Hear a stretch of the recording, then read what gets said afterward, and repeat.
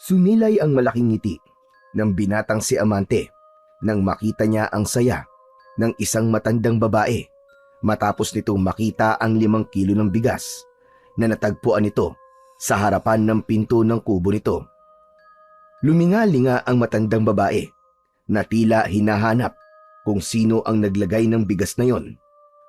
Mula sa hindi kalayuan, nakatago sa likod ng isang puno si Amante at sigurado siya na hindi siya makikita roon ng matandang babae sapagkat 4:00 pa lamang ng madaling araw at kalat pa rin ang dilim sa buong paligid.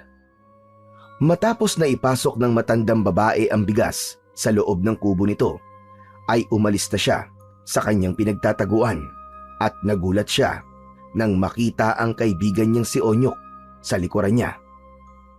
"Anak nang, ano ka ba naman, Onyok? Kala ko aswang ka na eh." Wow! Pagkamalan ba naman akong aswang? Nakakahiya naman sa'yo, no? Talagang dapat kang mahiya kasi iniwanan mo ako kanina at hinayaan mo akong buhatin yung isang sako ng bigas. Kasi, akala ko talaga mahuhuli na tayo eh. Natakot lang ako. Sorry na. Hindi ba ang motto natin ay walang iwanan kahit pagkahulihan? Oo nga. Hayaan mo. Hindi ko na uulitin, promise. Last na talaga yun. Cross my heart. Kahit mamatay man yung butikin ng kapitbahay namin. Ewan ko sa'yo. Dami mong kalokohan. Tara na. Umuwi na tayo. Sa isang maliit na kubo, sa maliit na barangay ng Kabugaw, nakatira si Amante. Isa siyang binata na 23 taong gulang. Bata pa lamang siya nang pumanaw ang kanyang ama dahil sa isang aksidente sa bukid. Ang kanyang ina naman ay muling nag-asawa at iniwan siya sa pangangalaga ng kanyang lolo Julio. Namulat si Amante sa kahirapan. Madalas silang magkulang sa pagkain at kapusin sa panggastos sa pang-araw-araw. Sa kabila ng katalinuhan niya ay hindi siya nakapagtapos ng pag-aaral dahil sa kakapusan. Sa depresyon niyang mabuhay sila ng kanyang lolo Julio ay natutunan niya ang pagnanakaw. Isang lihim na tanging ang kanyang kababata at pinakamatalik na kaibigang si Onyok lamang ang nakakaalam. Si Onyok na kasing edad ni Amante ay kasing hirap din ni Amante. Magkasama silang lumaki sa hirap at magkasama rin silang pumasok sa mundo ng pagnanakaw. Hindi nila itinuring na masama ang kanilang pagnanakaw, bagkus ay nakikita nila ito bilang paraan para mabuhay. Pero si Amante, sa kabila ng kanyang ginagawa, ay palagi niyang ibinibigay ang ilang bahagi ng nananakaw nila sa mga nangangailangan o kapuspalad. Oo nga pala. Bakit mo pa binigyan ng bigas si Aling Minda? Ang sungit nun, di ba? Ayaw pa nga niyang magbigay ng mangga nung isang araw eh. Hayaan mo na. Ikaw naman intindi mo na lang. Alam mo, kaya masungit si Aling Minda kasi laging gutom, walang makain. Dapat nga na maging mabait siya para may tumulong sa kanya. Alam mo, Onyok, naiintindihan ko siya kung bakit ayaw niyang mabigay ng bunga ng puno ng mangga niya. Kasi minsan, yun ang kinakain nila. Ikaw kaya ang palaging gutom kung hindi maging mainit palagi ang ulo mo. Kung sa bagay, pero grabe ka talaga, Amante. Nalilito na siguro si Lord kung sa langit o sa impyerno ka dadalhin kapag namatay ka. Biruin mo, nagnanakaw ka nga, pero tumutulong ka pa rin sa mga nangangailangan. Ganun talaga, para balanse lang. Kumbaga, yung pagtulong ko sa kagaya nating mahihirap ay pambawi ko sa mga pagnanakaw na ginagawa natin. Hindi na nagsalita pa si Onyok at patuloy lang sila sa paglalakad. Maya-maya pa ay narating na nila ang kubo ni na Onyok. O paano, par? Dito na ako ah. Mag-iingat ka palagi.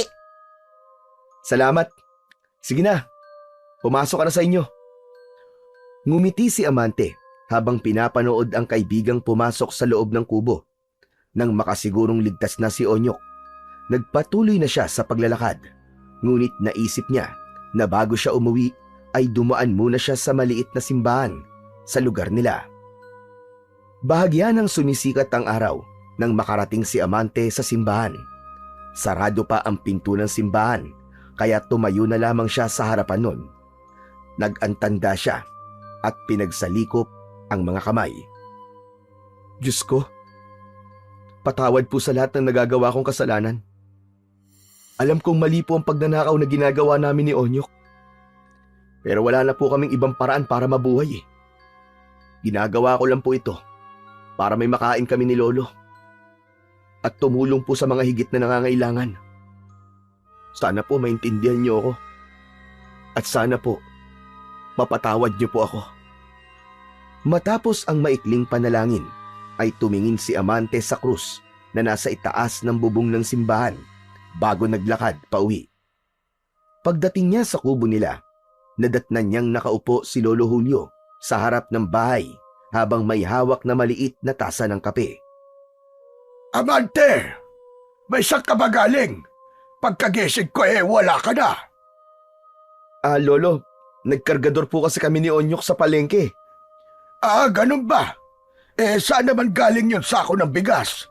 Nagulat ako ng pagkagising ko may bigas tayo. Ano po? Oo nga pala. Namigay po kahapon si Mayor ng bigas. Mabuti nga po at umabot ako eh. Tumango si Lolo Julio at muling sumimsim ng kape.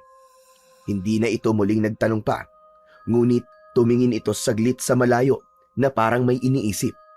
Si Amante naman ay mabilis na pumasok sa bahay upang magtimpla ng kape. Pagkatapos magtimpla ng kape, ay lumabas si Amante ng kubo, dala ang sariling tasa. Umupo si Amante sa tabi ng kanyang lolo. Tahimik silang dalawa habang naririnig ang huni ng mga kuliglig sa paligid. Amante, kailan kaya tayo yayaman? Kailan kaya natin mararanasan yung buhay na hindi na tayo nag-aalala kung saan kukuha ng pambili ng pagkain? Lo, wag po kayong mawawalan ng pag-asa. Makakaahon din po tayo. Hindi ko lang alam kung kailan, pero gagawin ko po ang lahat ng paraan, Lo, para mangyari po yun. Aba, bilis-bilisan mo. Baka naman patay na ako hindi pa nangyayari yan. Amante, matanda na ako. At parang hindi ko na yata aabutan ang ginhawang sinasabi mo. Lo, hindi yan mangyayari. Hindi po ako papayag. Pinapangako ko po sa inyo. Makakatikim kayo ng masarap na buhay bago po kayo mawala. Tsaka Lo, matagal pa yun. Huwag niyo pong pinag-iisip yun. Lumingon si Lolo Julio kay Amante. May lungkot sa mga mata nito. Sana nga, Amante. Sana nga. Pero tandaan mo, ang importante ay lumaban ka ng patas sa buhay. Wala sa yaman ang tunay na tagumpay, kundi sa kung paano mo ito nakuha. Basta malinis ang mga kamay mo, sigurado kong maaabot mo rin anuman ang pangarap mo. Opo, Lolo. Tatandaan ko po ang sinabi niyo. At ito pa, wag na wag mong kakalimutan ang palagi kong sinasabi sa iyo. Di bali nang magutom tayo, basta't wag na wag tayong magnanakaw o manlalamang ng kapwa. Ang masamang gawa, kahit na sa tingin mo para sa mabuting dahilan, ay nananatili pa ring masama. Naputol ang usapan nila nang masamid si Amante sa iniinom niyang kape. Halos mabilaukan siya, kaya mabilis siyang yumuko at pinigil ang pag-ubo. O Amante, may ayos ka lang ba? Opo, ayos lang po ako. Napaso po ako sa kape. Ngunit sa loob-loob ni Amante, alam niyang hindi yun ang totoo. Takot kasi siyang malaman ng kanyang lolo ang kanyang lihim. Alam niyang magagalit ito ng gusto at baka hindi na siya kausapin ito kapag nalaman ng kanyang lolo na nagnanakaw siya. Napatingin si Amante kay Lolo Julio habang nakatingin sa malayo. Sa pagkakataon na yun, ay may bigat siyang naramdaman sa kanyang dibdib. Sinabi niya sa kanyang sarili na kapag naging magaan na ang buhay nila, ay titigil na siya sa ginagawa niyang pagnanakaw. Matapos uminom ng kape at mahabang pakikipag-usap kay Lolo Julio, ay pumasok na si Amante sa kanilang kubo upang makapagpahinga. Sa sobrang aga niyang nagising kanina, naramdaman niya ang bigat ng kanyang mga mata, kaya agad siyang nahiga sa banig. Hindi nagtagal ay nilamon siya ng antok at unti-unting nakatulog. Ngunit ilang sandali pa lang siyang nakapikit nang bigla siyang nagising sa malakas na sigaw mula sa labas. Amante! Amante! Huy! Amante! Agad na nawala ang antok ni Amante. Nakaramdam siya ng inis at napamura siya ng mahina bago bumangon at lumabas ng kubo. Nakita niya ang kanyang kaibigan ni si Onyok na nakatayo sa labas ng kanilang bahay. Pambihira ka, oo. Ang tagal mo naman lumabas. Ano bang ginagawa mo? Anong ginagawa ko? Aba, syempre natutulog, malamang. Umagang-umaga tulog ka? Matutulog din ang grasya niyan sa'yo. Ano bang ginagawa mo rito? Tara, may gagawin tayo. Ano ang gagawin natin? Basta, sumama ka na lang sa akin. Masaya to, par. Napailing si Amante, pero alam na niya kagad ang ibig sabihin ni Onyok. Walang ibang ibig sabihin si Onyok kundi meron silang nanakawin o nanakawan. Napabuntong hininga siya at walang nagawa kundi sumama sa kaibigan. Naglakad sila patungo sa kabilang barangay. Pagdating nila sa kanilang destinasyon, itinuro ni Onyok ang isang jeep na puno ng mga basket ng mangga na nakaparada sa gilid ng kalsada. Nakikita mo ba yon, par? Yun ang nanakawin natin ngayon. Ano? Mga mangga? Anak ng 7 kalabaw, oo. Ginising mo ako ng ganito kaaga para lang sa mga mangga? Eh kasi, naglili ang nanay ko eh. Kagabi pa siya naghanap ng mangga. Wala naman kaming pambili tapos ayaw pa mamigay ni Aling Minda. Sige na, par. Tulungan mo naman ako. Napabuntong hininga si Amante. Hindi na siya sumagot at tumango na lamang. Wala na siyang magagawa kundi ang pumayag dahil nandun na sila. Nag-abang sila ng tamang pagkakataon habang ang lalaking nagbababa ng mga basket ng mangga mula sa jeep ay abala sa ginagawa nito. Nang tumalikod ang lalaki upang dalhin ang ilang basket na naibaba na sa nakaabang na tricycle, ay mabilis na kinuha ni na Amante at Onyok ang isang basket ng mangga. Mabilis silang tumakbo palayo at hindi na sila lumingon sa jeep at doon sa lalaki. Nang tuluyan na silang nakalayo, ay saka lang sila nagsimulang maglakad habang habol ang kanilang paghinga. Isang matandang lalaki ang nakita nilang nakaupo sa gilid ng kalsada. Nilapitan ito ni Amante at binigyan ng 3 piraso ng mangga. Nagpasalamat naman ang matanda at nagpatuloy na sila sa kanilang paglalakad. Doon na nagsimula si Amante na bigyan ng mangga ang bawat taong nakakasalubong nila. Hanggang sa napansin ni Onyok na kalahati na ng mga mangga ang nabawas, kaya huminto muna ito at ibinaba ang basket sa lupa. Oh, bakit ka huminto, par? Pagod ka na ba? Oo, pagod na ako. Pagod na ako sa pamimigay mo ng mangga. Sa hindi mo naman kilala. Pambira ka naman, paro. Tama na. Baka wala nang matira sa atin yan eh. Onyok, hindi naman natin mauubos lahat yan eh. Ang dami-dami niyan, no? Mas mabuti nang ipamigay mo yung iba kesa mabulok at hindi mapakinabangan. Eh sa ginagawa mo, parang balak mong ipamigay lahat eh. Kapag walang natira para sa nanay ko, ikaw ang bahala magpaliwanag sa kanya. Par, okay lang yan. Mas mahalaga na nakakatulong tayo. Saka, hindi ko naman uubusin yan eh. Magtitira pa rin ako ng sapat para sa nanay mo. Napailing na lang si Onyok, ngunit wala na itong nagawa. Muli nilang binuhat ang basket at nagpatuloy sa paglalakad. Sa kanilang paglalakad ay napadaan sila sa malaking bakal na gate ng asyenda ni Don Severino. Ang gate na yon ay mistulang simbolo ng kapangyarihan at kayamanan ng taong nakatira doon. Sa kabila ng gate, tanaw nila ang malawak na lupain ng asyenda, ang mga taniman, mga naglalakihang puno, at ang magarang mansyon na nakatayo sa gitna. Kilala si Don Severino sa lugar nila dahil ito ang pinakamayamang tao roon. Napahinto sina Amante at Onyok sa paglalakad. Sabay nilang tinignan ang harapan ng asyenda. Grabe, par! Ang yaman naman talaga ni Don Severino, no? Kahit sa panaginip, di ko maaabot ang level niya sa pagiging mayaman eh. Wala, dumi lang ako ng kuko.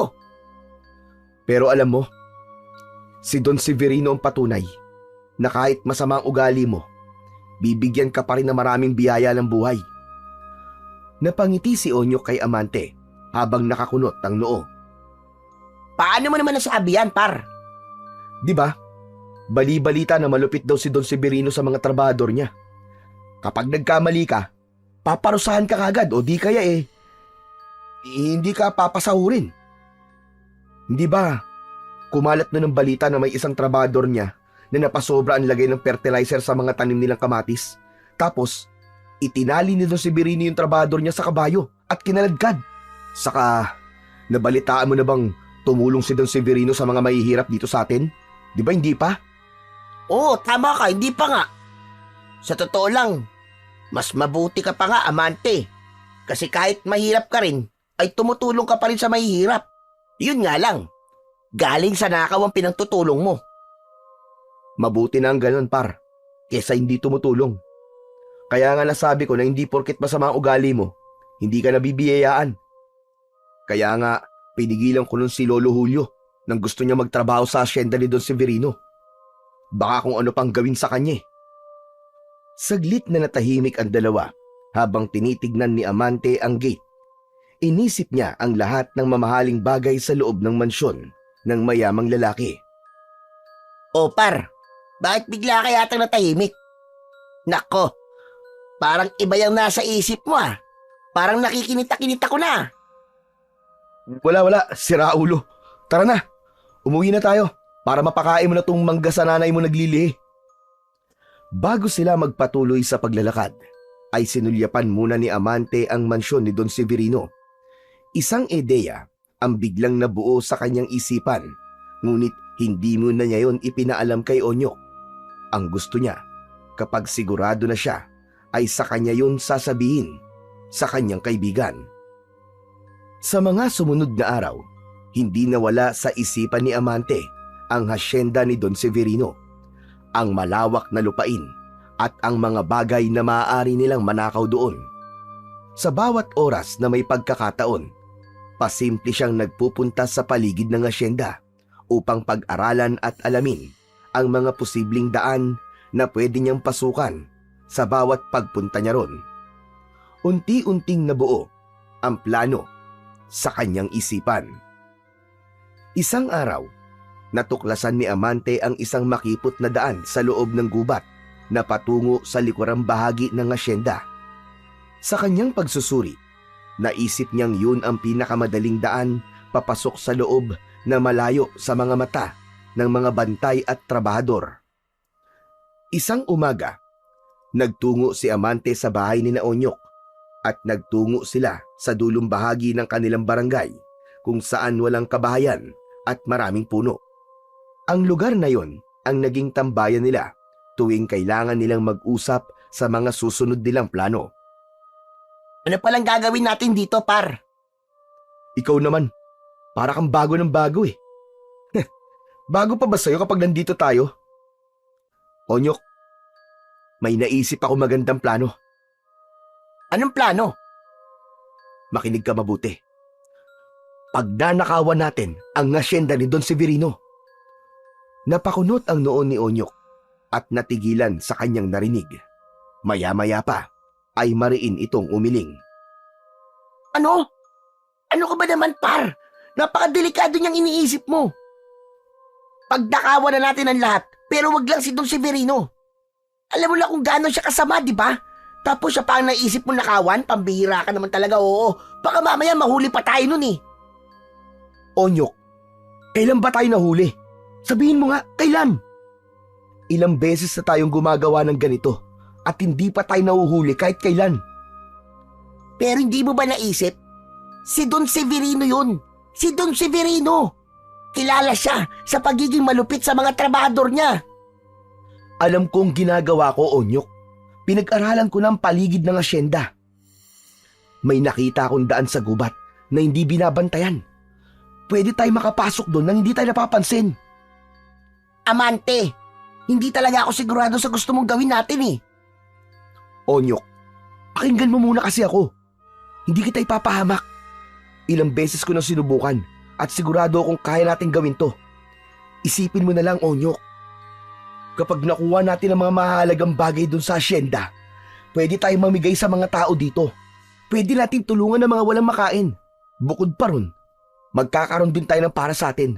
Malay mo, may makita pa tayo ng bagay na kagaya ng ginto na pwede magpayaman sa atin habang buhay. Sandaling natigilan si Onyok. Baka sa mukha nito ang kaba. Umasa si Amante na mapapapayag niya ang kanyang kaibigan dahil alam niya sa sarili na hindi niya yun kayang gawin kung hindi niya kasama si Onyok. Sigurado ka ba, par? Hindi ba't ikaw rin na nagsabi na masama ang ugali ni Don Severino? Eh kung mahuli tayo? Hindi nga tayo mahuhuli. Basta't sumunod ka na lang sa plano ko. Alam kong kaya natin to, Onyok. Isipin mo na lang ang magiging ginhawa natin pagkatapos nito. Anak ng... Sige na nga, pero sana tama ka. Ayoko talaga mapahamak, par. Ngumiti si Amante at tinapik ang balikat ni Onyok. Akong bahala, par. Kakayanin natin to. Matapos ang pag-uusap na yon ni na Amante ay isinama niya si Onyok sa daan na nakita niya sa gubat kung saan sila pwedeng makadaan papasok sa asyenda ni Don Severino. Tahimik silang naglakad at nag-ingat sila na huwag makagawa ng anumang ingay. Huminto si Amante sa harap ng makitid na daan na natatakpan ng matataas na damo at sanga ng puno. Onyok, ito na ang sinasabi ko sa'yo. Dito tayo dadaan. Walang bantay dito. Sigurado ka ba, par? Mukhang may mga ahas par yan eh. Tapos, baka may makakita sa atin. Pinag-aralan ko na to. Ilang araw na akong pabalik-balik dito, par. Wala talaga nagbabantay. Kapag dumaan tayo rito, dire-diretso na tayo sa loob ng bodega nila. Hindi ko talaga alam kung tama to. Si Don Severino pa? Eh di ba ikaw na mismo nagsabi na masamang ugali nun? Paulit-ulit na lang ako, pambihira ka oh. Paano kung mahuli tayo? Alam mo naman na walang awa yun eh. Kaya nga hindi tayo magpapahuli, ang kulit mo naman. Huwag ka nang kabahan. Tiba-tiba tayo rito, panigurado. Maniwala ka sa akin. Pero iba to, Amante. Si Don Severino, pag nanakawan natin, kilala mo siya. Anak ng, baka ipabugbog tayo nun o ipapatay kapag nahuli tayo. Onyok, huwag kang matakot. Kung ano kasi iniisip mo eh. Bukas ng gabi na natin pagnanakawan ng asyenda. Kaya alisin mo yan takot mo. Kapag nagpatalo ka sa takot, mas lalo kang hindi makakapag-isip ng maayos. Par, baka pwedeng ibang tao na lang. Huwag si Don Severino. Onyok, wala nang atrasan to. Buo na ang plano. Kailangan nating gawin to. Alam mo kung bakit? Dahil wala na tayong ibang paraan para mabuhay ng maayos. Bahala na nga. Basta, kapag may nangyaring masama sa ating dalawa, wala akong ibang sisisihin kundi ikaw ah. Oo na, sige na. Ang dami mo pa sinasabi. Bukas, 11:00 ng gabi. Magkita tayo sa tambayan natin. Maliwanag? Napabuntong hininga na lang si Onyok. Napangiti naman si Amante dahil napapayag niya ang kanyang kaibigan sa gusto niyang gawin. Hindi na sila nagtagal doon at naglakad na sila pabalik sa kanilang tambayan upang pag-usapan pa ang ibang bagay na may kinalaman sa gagawin nila bukas ng gabi. Kinabukasan ng gabi, pagsapit ng 11:00 ng gabi, ay naunang dumating si Amante sa tambayan nila ni Onyok. May dala siyang kariton kung saan nila ilalagay ang mga mananakaw nila sa asyenda ni Don Severino. Kinabahan siya dahil naisip niyang baka umatras na si Onyok. Ngunit makalipas lang ang ilang sandali ay dumating na rin ang kaibigan niyang si Onyok. Hindi na sila nagsayang pa ng oras at agad silang naglakad patungo sa gubat. Muli nilang tinahak ang makitid na daan papunta sa asyenda. Nang makarating sila sa bungad ng asyenda, iniwan nila ang kariton sa gilid at saka sila tuluyang pumasok sa loob ng asyenda. Walang tao sa paligid at kahit ang mga ilaw sa mansyon ay nakapatay na, indikasyon yun na tulog na ang mga tao sa loob. Nagmadali silang naglakad papunta sa isang malaking bodega. Binuksan ni Amante ang pinto nun at agad silang pumasok. Par, wala namang laman dito eh. Ano na nakawin natin dito? Teka lang, may isa pang bodega. Tignan natin kung anong meron dun. Pinuntahan nila ang isang mas maliit na bodega sa hindi kalayuan. Patakbo silang nagpunta roon at nang makapasok sila ay tumambad sa kanila ang mga sako ng patatas at kalabasa. Nagningning ang mga mata ni Amante sa tuwa. Pwede na to, par. Kuhanin na natin to. Oo nga, ang dami pala nito. Pwede natin tong ibenta sa palengke mamayang madaling araw. Agad na sinimulan ni Amante na hakutin ang ilang sako sa kariton. Nang mapuno na nila ang kariton, ay nagdesisyon na silang umalis bago pa may makahuli sa kanila. Pinagtulungan nilang dalawa na itulak ang kariton palayo sa asyenda. O ano par, kita mo na? Sabi ko sa iyo hindi tayo mahuhuli. Paayaw-ayaw ka pa. Oo nga, par. Mukhang hindi maganda ang seguridad sa asyenda, no? Ang dali-daling pasukin at pagnakawan. Natawa si Amante, pero sa kabila ng kanyang tawa ay may bahagyang kaba siyang naramdaman. Ang totoo, natatakot din siyang pagnakawan si Don Severino, pero nais niyang bumawi sa mga taong pinagmalupitan nito sa pamamagitan ng pagnanakaw sa asyenda nito. Simula ng gabing yon, naging bahagi na ng mga gabi nina Amante at Onyok ang pagpunta sa asyenda ni Don Severino. Bukod sa mga gulay, nagawa rin nilang magnakaw ng mga prutas at maging mga manok at itlog. Ibinibenta nila yon sa palengke ng bagsakan upang madaling maubos. Naglalagay na lang silang dalawa ng takip na damit sa ilong at bibig upang walang makakilala sa kanila sa tuwing nagbebenta sila. Hindi pa rin nakalimutan ni Amante na magbahagi ng ilang parte ng mga nananakaw nila sa mga mahihirap na pamilya sa kanilang lugar. Palagi siyang nag-iiwan ng kung ano-anong ninanakaw nila sa labas ng kubo ng mga taong alam ni Amante na kapos sa buhay. Naging kampante sina Amante at Onyok sa kanilang ginagawang pagnanakaw. Hindi sila nahuhuli at tila walang nakakapansin sa pagkawala ng mga ninanakaw nila sa loob ng asyenda. Para sa kanila, naging madali at natural na lang ang pagnanakaw kay Don Severino. Sa isip ni Amante, kinukumbinsi na lang niya ang sarili na wala namang masama sa kanilang ginagawa, lalo pat nakakatulong naman siya sa iba. Isang umaga, nang magising si Amante, ay agad siyang bumili ng pandesal sa panaderya na malapit sa kanilang kubo. Pagbalik niya ay nagprito siya ng itlog at maya-maya pa ay nagising na rin si Lolo Julio, kaya inaya niya na yon na mag-almusal. Tahimik na kumakain si Amante habang iniisip kung ano ang susunod nilang nanakawin ni Onyok sa asyenda ni Don Severino. Amante, narinig mo na ba ang balita na kumakalat dito sa lugar natin? Hindi pa, Pulo. Ano pong balita? Aba, akalain mo, may nagnanakaw daw sa asyenda ni Don Severino. Napakurap si Amante at halos mabulunan sa kanyang kinakain. Agad siyang uminom ng tubig at pinilit niyang umaktong normal. Talaga, Polo? Kailan po nangyari yon? Ilang linggo na raw eh. Pero mas naging madalas daw nito mga nakaraang gabi. Ang sabi, kung ano-ano daw ang nawawala. Mga gulay, prutas, manok, abay pati raw ang itlog, ninanakaw din. Grabe na talaga mga magnanakaw ngayon. Wala nang pinapatawad. Kahit ano ay nanakawin. Hindi agad nakapagsalita si Amante. Hindi niya naitago ang kaba na kanyang naramdaman. Dumaloy ang malamig na pawis sa noo niya. Sabi pa, kinausap na raw ni Don Severino ang kapitan natin. May pabuyang ibibigay sa sino mang makakapagturo o makakahuli sa mga magnanakaw. 10,000 piso daw ang pabuya. Sigurado ko na marami ang magiging masigasig para mahuli ang mga magnanakaw na yon. Nako, nakakatakot na pala sa lugar natin, Lo. Hindi ko po akalain na meron po pala ditong magnanakaw. Oo nga, Amante. Napakatapang na mga magnanakaw na yon.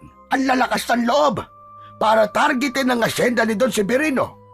Alam mo namang kilala siya sa pagiging malupit, hindi ba? Wala siyang pinapalampas. Mas lalong kinabahan si Amante sa sinabing yun ni Lolo Julio. Nanlamig ang buong katawan niya. Nang tumingin siya sa kanyang lolo, ay nakakunot ang noo nito habang may pagtataka sa muka. Ayos ka lang ba, Amante? Abay, bakit parang namumutla ka? Ha? Ano po? Wala po, Lolo. Medyo napaisip lang po ako sa mga sinabi nyo. Dapat po pala mag-ingat tayo at baka tayo naman po ang pasukin ng mga lokong magnanakaw na yon. Ano naman ang mananakaw nila dito sa kubo natin? Yung mga inuuling na kaldero natin? Pabihira. Pero tama ka pa rin. Kahit walang mananakaw dito sa atin, ay kailangan pa rin nating mag-ingat. Tumango si Amante at pilit na tinapos ang kanyang kinakain. Sa bawat subo, hindi niya maiwasang mag-alala. Ang mga salitang binitiwan ng kanyang lolo ay tila mga mabibigat na alon na humahampas sa kanyang konsensya. Alam niyang napakalaking gulo ang pinasok niya at ngayon hindi niya alam kung paano siya makakawala. Oo nga pala. Naglinis ako kahapon sa likod ng bahay at nangihinayang ako sa kulungan natin doon ng baboy. Sana naman, Amante, makabili ulit tayo ng baboy na palahian. Aba, sayang naman yung kulungan sa likod. Matagal na rin simula nang wala tayong alaga roon. Napahinto si Amante sa pagmuya. Ang mga salitang binitiwan ng kanyang lolo ay tila mga palaso na tumama sa kanyang dibdib dahil matagal na yung hinihiling ng kanyang lolo. Hindi sumagot si Amante at nagkunwaring abala sa pagkain. Ngunit sa loob-loob niya, umusbong ang isang ideya. Naglaro sa isip niya ang posibilidad na kung makakakuha siya ng isang bagay mula sa asyenda, isang mamahaling kagamitan, alahas o kahit na anong may malaking halaga, ay maaari niyang matupad ang simpleng hiling ng kanyang lolo. Pagsapit ng tanghali ay nagkita sina Amante at Onyok sa kanilang tambayan. Nang makita ni Amante ang kaibigan, ay agad niyang napansin ang pagkabahala sa mukha nito. Oh, par, pambihira ka, oo. Bakit parang pasad mo lahat ng problema ng mundo? May nangyari ba? Tahimik na umupo si Onyok sa nakausling ugat ng isang puno. Tinabihan ito ni Amante roon. Oo nga pala, Onyok. Mamayang gabi, babalik tayo sa loob ng asyenda. Maghahanap tayo ng mas magandang bagay doon na mananakaw natin. Yung maibibenta natin sa malaking halaga. Ayoko na, par. Hindi mo ba alam? Pinapahanap na ni Don Severino ang mga nagnanakaw sa asyenda niya.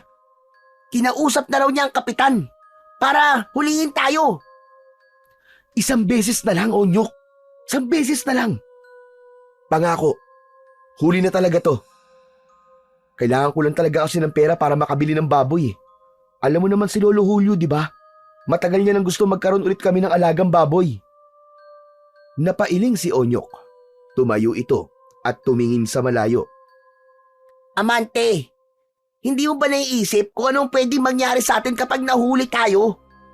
Hindi basta-basta si Don Severino, par. Masama ang ugali ng taong yun. Isa pa, malalaman na ng lahat kung anong ginagawa natin. Last na lang naman, Onyok eh. Sige na. Pumayag ka na, par. Pasensya na, par, pero hindi na talaga ako sasama. Natatakot na talaga ako. Pwede naman tayo magnakaw sa iba eh. Pero wag na sa asyenda ni Don Severino. Hindi kagad sumagot si Amante. Alam niya na sa pagkakataon na yon ay hindi niya na mapipilit pa si Onyok na sumama sa kanya. O sige, kung yan ang gusto mo, di na kita pipilitin, par. Tumingin si Onyok pabalik kay Amante. Nag-aalala ang muka. Par, mangako ka. Mangako ka na hindi ka na babalik doon kahit kailan. Mangako ka, par. Oo, sige na, nangangako ko. Ngunit sa kaloob-looban ni Amante, alam niya na kasinungalingan ang pangako niyang yon. Hindi niya kayang baliwalain ang pangarap ng kanyang lolo. Kung kinakailangan niyang pumunta sa asyenda ng mag-isa, ay gagawin niya. Nagtagal pa sila ng ilang minuto sa tambayan, ngunit walang salitang namagitan sa kanila. Makalipas ang ilang sandali, ay nagpaalam na si Onyok kay Amante. Habang palayo naman si Onyok, isang mabigat na buntong hininga ang pinakawalan ni Amante. Tumingala siya sa langit at agad siyang humingi ng gabay sa Diyos sa gagawin niya mamayang gabi, kahit alam niya na mali ang desisyon na yon. Kinagabihan, siniguro ni Amante na mahimbing na ang tulog ng kanyang lolo bago siya lumabas ng kanilang kubo. Naglakad siya sa madilim na daan patungo sa asyenda na may dalang isang kutsilyo. Alam niya na malaki ang posibilidad na may mga nagbabantay sa asyenda, kaya siniguro niya na handa siya sa anumang pwedeng mangyari. Nang makarating siya sa loob ng asyenda, ay nilagpasan niya ang mga bodega. Wala na siyang interes na bumalik doon dahil alam niyang puro gulay at prutas lamang ang naroon. Sa halip, nagpatuloy siya papunta sa likod ng mansyon upang maghanap ng maaari niyang pasukan upang makapasok siya sa mismong bahay ni Don Severino. Isang may kalakihang kwadra ang natagpuan ni Amante sa likod ng mansyon.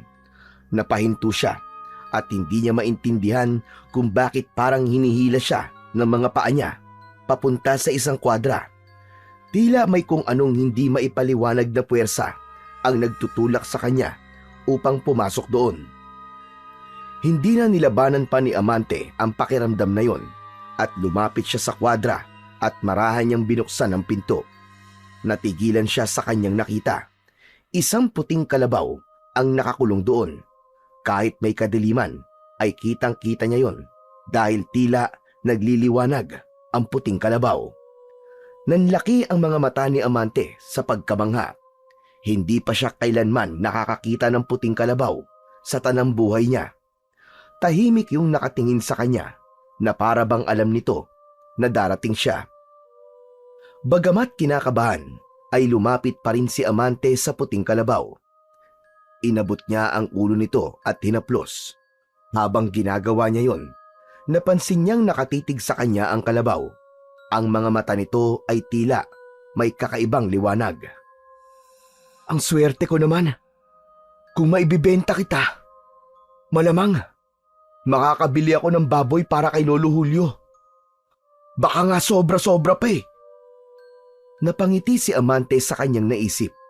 Isa yung pagkakataon na hindi niya maaaring palampasin. Sigurado siya na marami ang mag-aagawan upang mabili ang puting kalabaw dahil hindi yun pangkaraniwan. Binuksan niya ang pinto ng kulungan ng kalabaw at kinuha ang lubid na nakatali sa leeg nito. Nagulat siya nang hindi man lang pumalag ang kalabaw. Tahimik lang itong sumunod sa kanya habang hawak niya ang lubid. Makalipas ang ilang sandali, tuluyan nang nakalabas sina Amante at ang kalabaw sa asyenda. Masayang-masaya siya sapagkat napakaamo ng kalabaw at nakasunod lang ito sa kanya. Nang nakarating na si Amante sa gubat, ay sandali siyang huminto dahil nais niyang makita ng mabuti ang puting kalabaw. Humarap siya rito at manghang-mangha pa rin siya sa kulay nito. Ang swerte ko talaga! Magkano kaya kapag naibenta kita? Biglang nanigas si Amante sa kinatatayuan niya nang makarinig siya ng isang malalim at mabagal na boses sa loob ng kanyang utak. Huwag mo kong ipagbenta, Amante. Napalunok si Amante at mabilis na luminga sa paligid. Inakala niya na merong tao sa paligid, ngunit wala siyang nakita. Sino yan? Sino yan? May tao ba dyan? Magsalita ka! Walang narinig si Amante, kundi ang huni ng mga kuliglig at ang marahang ihip ng hangin. Tumingin siya sa kalabaw at naisip niya na baka ang kalabaw ang nagsalita, ngunit agad niya yung inalis sa isip niya dahil napagtanto niya na imposible na magsalita ang isang hayop. Tama ang iniisip mo. Ako nga ang nagsasalita. Ano? Ikaw? Ikaw ba talaga nagsasalita? Oo, Amante. Ako nga. Ako si Puti. Parang nabingi si Amante sa kanyang narinig. Pinagpawisan siya ng malamig at hinawakan niya ang kanyang ulo. Tinapik-tapik niya ang kanyang pisngi at inisip niya na baka nananaginip lamang siya. Alam ko na mahirap paniwalaan, ngunit ang boses na naririnig mo ay sa akin, Amante. Dahil ikaw na ngayon ang nagmamay-ari sa akin. Hindi. Imposible to. Hayop ka lang eh. Hindi ka pwede magsalita. Hindi pwede yun. Wala kang dapat ikatakot sa akin, Amante. Hindi kita sasaktan. Sa katunayan, nagpapasalamat pa ako sa iyo. Bakit mo naman kailangan magpasalamat sa akin? Dahil ninakaw mo ko mula kay Don Severino. Napalunok si Amante at nag-isip siya kung tatakbo na ba siya o lalapitan ulit ang kalabaw. Ngunit sa halip na tumakbo, nanatili siyang nakatayo at tinitigan ang puting kalabaw. Pero, paano mo nagagawa to? Paano ka nakakapagsalita? Tanging ang nagmamay-ari lamang sa akin ang makakarinig ng boses ko. Dahil ninakaw mo ko, ikaw na ngayon ang itinuturing kong may-ari sa akin, Amante. Nanlaki ang mga mata ni Amante sa narinig. Hindi niya alam kung matatakot ba siya o matutuwa. Kanina, sabi mo na nagpapasalamat ka kasi ninakaw kita kay Don Severino. Bakit? Dahil ginamit lang ni Don Severino ang aking kapangyarihan para sa kasamaan at kasakiman. Anong ibig mo sabihin? Anong klaseng kapangyarihan ang meron ka? Kung sino man ang magmamay-ari sa akin, ay uulanin ng swerte sa buhay. Kaya ubod ng yaman si Don Severino ay dahil sa akin. Ang dahilan kung bakit hindi nauubos ang kayamanan niya ay dahil din sa akin. Kung ganon, yayaman din ako.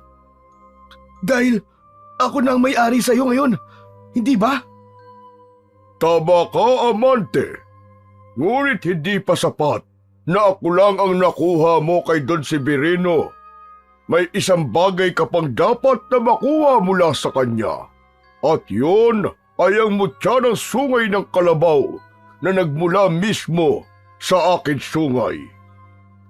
Bahagyang nanlaki ang mga mata ni Amante sa kanyang narinig. Tumingin siya sa kaliwang sungay ni Puti at dun niya napansin ang putol na dulo nito. Hindi niya napansin yun kanina dahil abala siya sa pag-iisip kung paano niya maibibenta ang puting kalabaw. Hindi ko alam kung ano ang mutya ng sungay ng kalabaw na sinasabi mo. Isa yung maliit na piraso mula sa aking sungay. Hawak yun ngayon ni Don Severino at yun ang susi upang ganap na magkabisa ang aking kapangyarihan. Kung sino man ang magmamay-ari sa akin, dapat siya rin ang may hawak ng mutya upang umulan ng swerte sa kanyang buhay.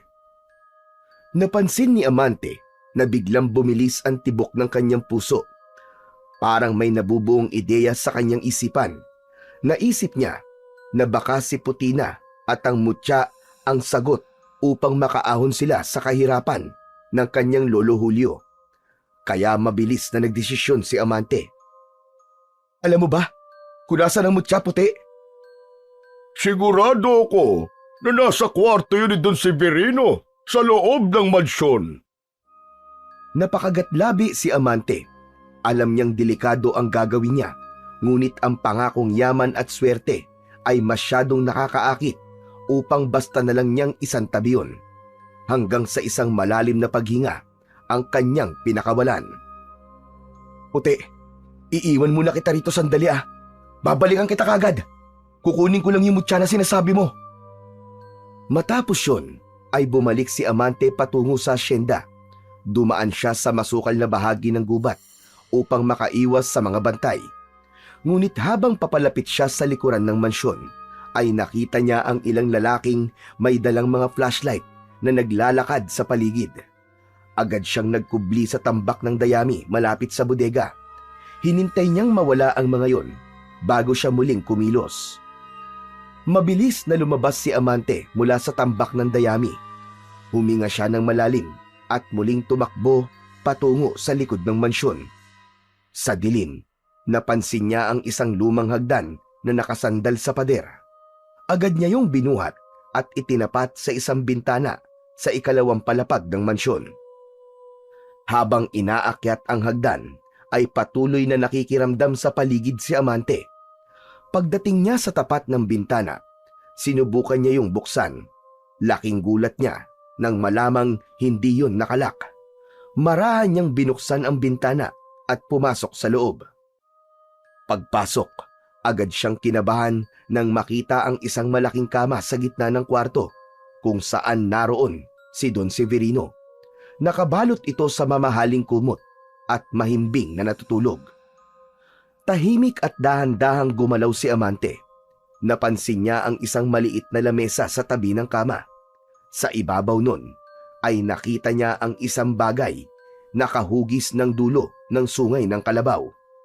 May kulay itim na tali na nakakabit doon upang magsilbi yung kwintas.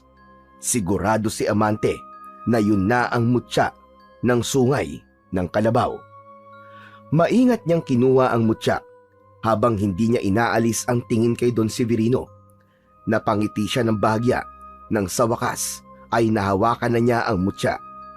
Marahan siyang naglakad palabas ng bintana at bumaba sa hagdan. Malalaki ang mga akbang na nilisan ni Amante ang asyenda at agad niyang binalikan si Puti kung saan niya ito iniwanan. Puti! Puti!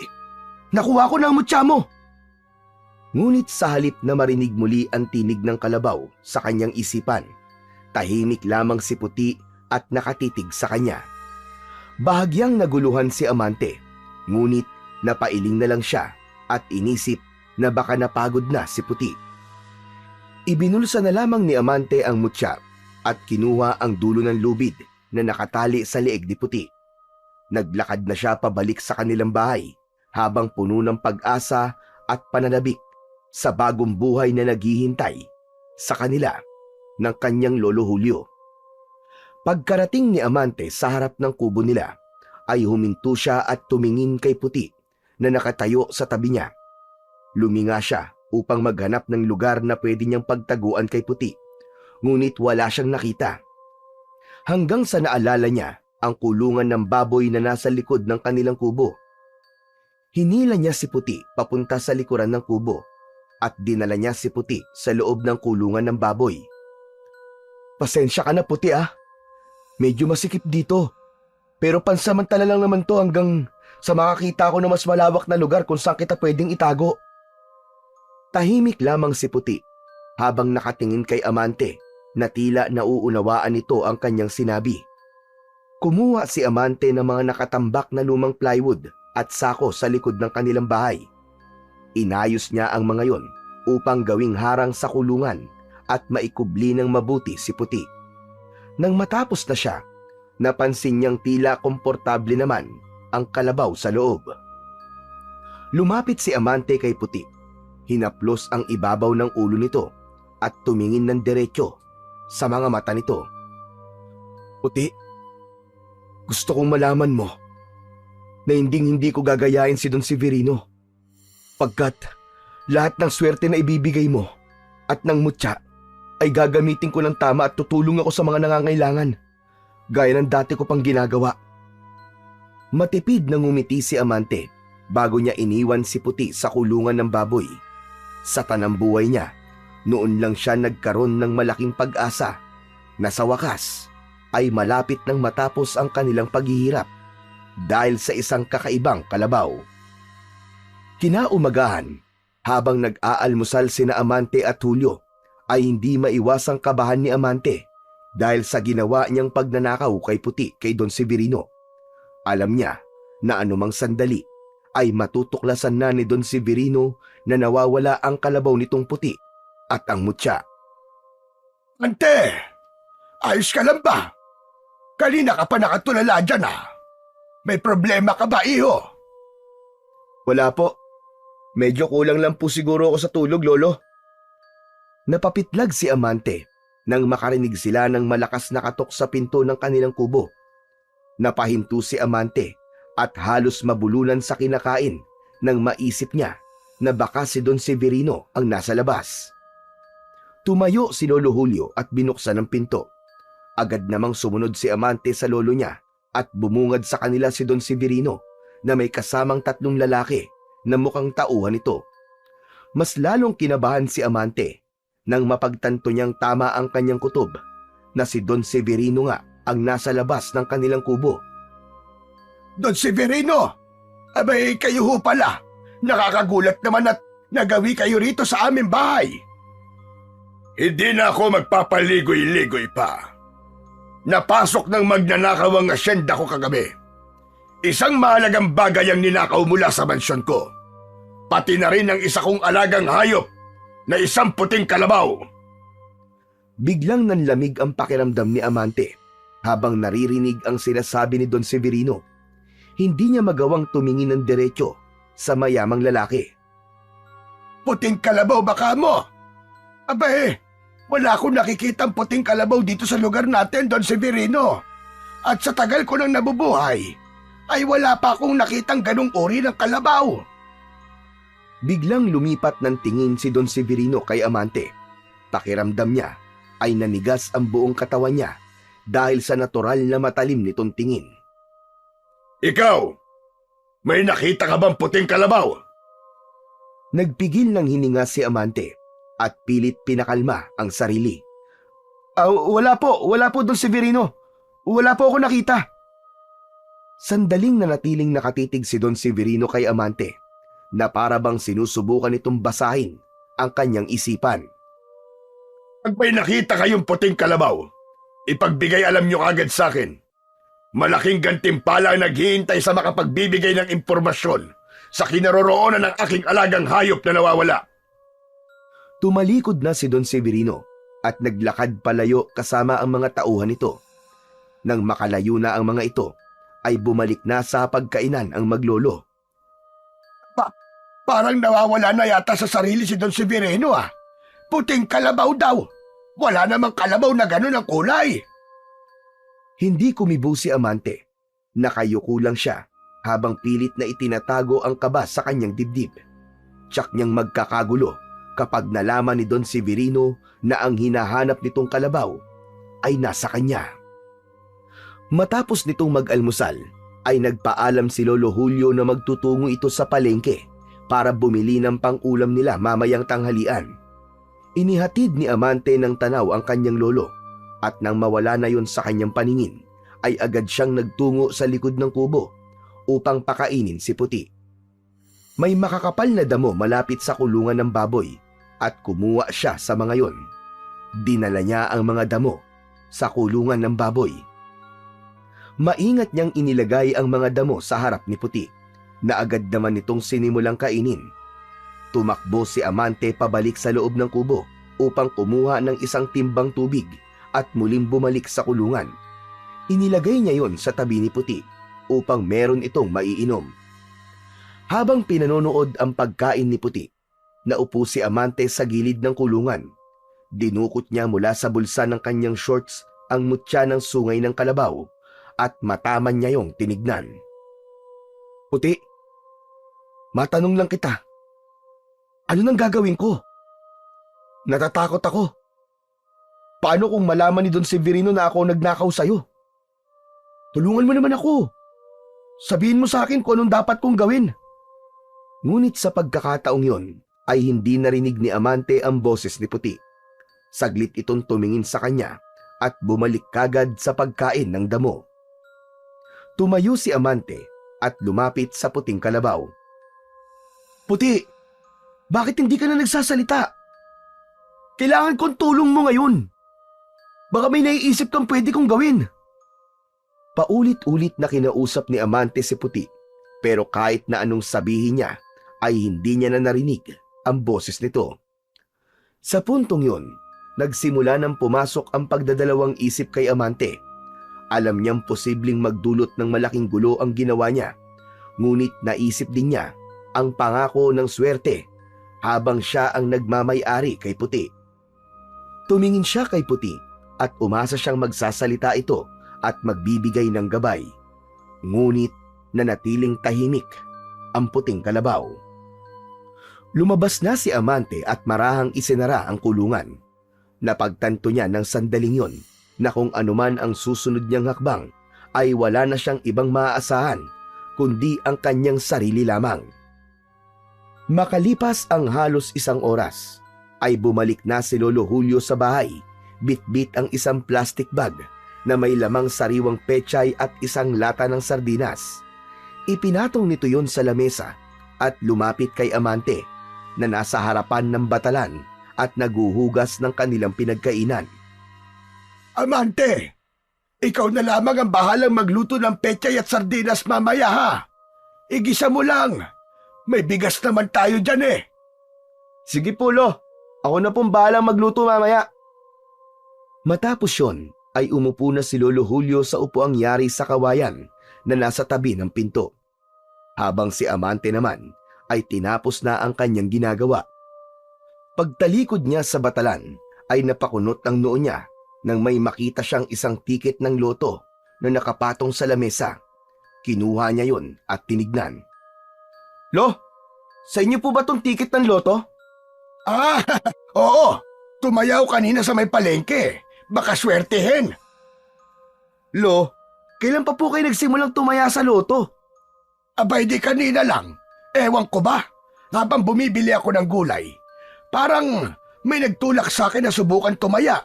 Pakiramdam ko kasi parang swerte ako ngayon. Kaya ayan, tumaya ako. Tumayo si Lolo Julio at kinuha ang tiket mula sa kamay ni Amante at maingat nito yung isinuksok sa bulsa ng jacket nito na nakasabit sa likod ng pinto. Kinabukasan ng umaga, magkatabing nakaupo sina Amante at Lolo Julio sa labas ng kanilang kubo. Dahil sa wala silang pambili ng tinapay, ay nagtiis na lang sila muna sa kape. Habang naroon sila, ay isang batang lalaki na nagtitinda ng dyaryo ang dumaan. Agad yung tinawag ni Lolo Julio at lumapit naman ang bata sa kanila. Utoy! Pumarinig ka nga! Magkano ang dyaryo? 5 piso po. Pwede bang 2 piso na lang? Pwede naman po, pero ang ibibigay ko pong dyaryo sa inyo ay yung kahapon. Aba, loko kang bata ka. O sige, eto na 5 piso.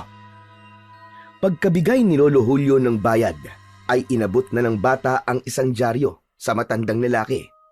Agad na umalis ang bata. Lo, bakit po kayo bumili ng dyaryo? Abay syempre, tumaya ako ng loto, di ba? Titignan ko lang kung anong tumama sa loto. Sandali lang at kukunin ko yung ticket ko ng loto ha, sandali. Pumasok si Lolo Julio sa kubo habang si Amante naman ay patuloy sa paghigop ng kape. Maya-maya pa ay nagulat siya nang marinig ang pagtawag ni Lolo Julio sa kanya. Mabilis na tumayo si Amante. Kinabahan siya dahil nanginginig ang boses ng kanyang lolo. Pagpasok niya ay nakita niyang nakaupo si Lolo Julio sa silya habang hawak ang loto ticket at ang dyaryo. Halata ang panginginig sa mga kamay nito. Bakit, Lo? Ano po nangyari? Amante! Amante! Tumama tayo! Tumama tayo sa loto! Mayaman na tayo, Amante! Napalunok si Amante at kinuha ang loto ticket mula sa kamay ni Lolo Julio. Mabilis niyang sinuri ang mga numero at ikinumpara sa numerong nasa dyaryo. Nanlamig siya ng husto nang mapagtanto na 6 na numero ang nakuha ng kanyang lolo. Jackpot! Lolo! Lolo, oo nga! Jackpot po ang tinamaan niyo, Lo! Mayaman na nga po tayo! Mayaman na tayo, Lo! Diyos ko! Hindi ko alam kung anong ginawa nating kabutihan para mapasa atin ang ganitong swerte. Pero salamat! Salamat po, Panginoon! Salamat po at mayaman na po kami ng apo ko! Umiiyak na nagyakap sina Amante at Lolo Julio. Agad na pumasok sa isip ni Amante si Puti at doon niya napagtanto na totoo nga ang swerteng dala nito. Nang sandaling yon ay nakalimutan niya ng sandali ang takot niya kay Don Severino dahil mas naisip niya kung ano-anong pagbabago sa buhay nila ang magagawa ng milyong-milyong pera na tinamaan nila sa loto at kung paano nila yon magagamit upang tumulong sa ibang tao. Naghintay muna sina Amante ng ilang araw bago nila i-claim ang jackpot prize nila sa loto. Nagbukas ng bank account si Lolo Julio upang doon muna ilagay ang napakalaking halaga ng pera na meron sila. Habang naglalakad sila pauwi sa kanilang kubo, ay panay ang pasasalamat ni Amante kay Puti at sa Mutya dahil alam niya na ang swerteng yon ay bigay ng mga ito. Amante, ngayon ko lang naranasan ng ganitong pakiramdam. Para akong nasa alapaap. Para lang akong nananaginip. Sampalin mo nga ako. Baka ako'y magising. Lo, hindi ko na po kayo kailangan sampalin. Totoo po ito, Lo. Pero ngayon, Lo, naisip ko po, kailangan nating tong ingatan at gamitin po sa tama. Tama ka dyan, Amante. Pero hindi lang natin itatabi ito para sa sarili natin. Alam ko ang hirap ng mga kababayan natin dito sa Kabugao. Kailangan nating tumulong sa abot ng ating makakaya. Oo nga po, Lo. Pwede natin tulungan ng mga magsasaka. Baka pwede rin po tayo magpatayo ng maliit na negosyo para magkaroon po ng trabaho ang mga taga rito. Magandang ideya yan, Amante. Gusto ko rin magbigay ng tulong sa simbahan para naman lahat ng biyayang natanggap natin ay maibahagi din natin sa iba. Sa kanilang paglalakad, ay nakita nila si Onyok na naglalakad pasalubong sa kanila. Agad na napansin ni Amante ang kaba at lungkot sa mukha ni Onyok, kaya hindi na siya nagdalawang isip na kausapin ito. Par, okay ka lang ba? Parang ang laki-laki ng problema mo ah. Par, may pagtitipon kasi kanina sa plaza. Nandun si Kapitan at si Don Severino. Oh, ano naman ang sinabi nila sa pagtitipon? Ang sabi po ni Don Severino, kailangan maibalik sa kanya ang puting kalabaw. Ang puting kalabaw daw ang nagpoprotekta sa bayan natin laban sa mga aswang. Noon daw, bago niya nakuha ang puting kalabaw, maraming namatay dahil sa pananalakay ng aswang. Pero nang dumating ang puting kalabaw sa kanya, tumigil po ang mga yon. Nanatiling tahimik si Amante, ngunit sa loob-loob niya ay alam niyang walang katotohanan ang sinabi ni Don Severino. Ramdam niya na paraan lang nito yon upang mas maging masigasig ang mga tao na maibalik dito si Puti. Pero sabi ni Don Severino, dahil wala na ang puting kalabaw sa kanya, babalik daw ang mga aswang dito sa Kabugao. Kung totoo man ang sinabi niya, abay dapat tayo mag-ingat. Hindi biro ang aswang na sumalakay noon dito. Ang dami niyang naging biktima. Sige na, mauuna na ako sa bahay. Amante, sumunod ka na lamang ha. Sige po, Lo, mag-iingat po kayo. Nang makalayo na si Lolo Julio, ay muling nagsalita si Onyok. Amante, may tatanong ako sa'yo. Ikaw ba? Ikaw ba nagnakaw ng puting kalabaw ni Don Severino? Nagulat si Amante sa tanong ni Onyok. Pinilit niyang maging kalmado. Nakakatawa naman ang tanong mo, Onyok. Paano ko naman mananakaw yung puting kalabaw? Ang laki-laki nun. Ewan ko pero ikaw kagad kasing naisip ko nang malaman kong ninakaw ang puting kalabaw na yun eh. Par, isipin mo nga, paano ko dadalhin ang ganung kalaking hayop nang hindi ako nahuhuli.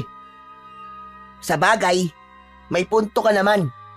Pero Amante, ayoko nang bumalik ang aswang dito sa atin ha. Ayoko nang mangyari ulit ang nangyari nun.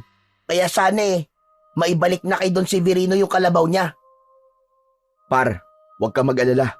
Hindi basta-basta babalik ang aswang dito at kung totoo man ang sinasabi ni Don Severino, maghanda na lang tayo. Sana nga Amante, kasi kung totoo ang sinabi ni Don Severino, delikado tayong lahat. Tumingin si Amante sa malayo. Alam niyang hindi totoo ang sinabi ni Don Severino. Ngunit naramdaman niyang nagsimula ng lumawak ang problema at mas magiging magulo na ang mga susunod na araw sa Kabugao. Sinimulan na ni na Amante at Lolo Julio ang kanilang layuning tumulong sa mga kababayan nila sa Kabugao. Isa-isa nilang pinuntahan ang bawat bahay at namigay sila ng tig-iisang sako ng bigas at kaunting halaga ng pera para sa bawat pamilya. Lubos ang pasasalamat ng mga tao, lalo na ang mga magsasaka at manggagawang hirap itaguyod ang kanilang araw-araw na pangangailangan. Bukod doon, ay nagbigay din sila ng malaking donasyon sa simbahan upang makatulong sa pagpapatayo ng bagong kampanaryo, bagay na matagal nang pinapangarap ng komunidad. Kapag may nagtatanong kung saan nanggaling ang perang ginagamit nila, simpleng sinasabi ni Lolo Julio na nakuha nito yon mula sa parte nito sa lupang pinagbenta ng mga kapatid.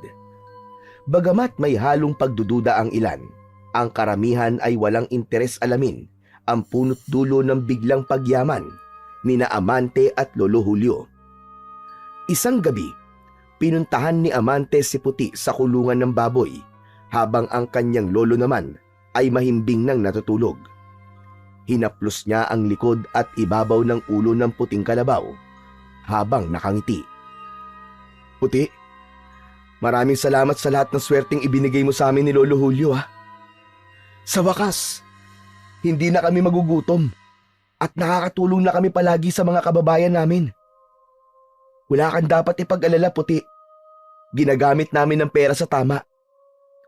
Kaya lang, natatakot ako na baka malaman na ni Don Severino na ako ang kumuha sa iyo at sa mutya. Tahimik lamang si Puti na nakatingin sa kanya pero alam niyang naiintindihan siya nito.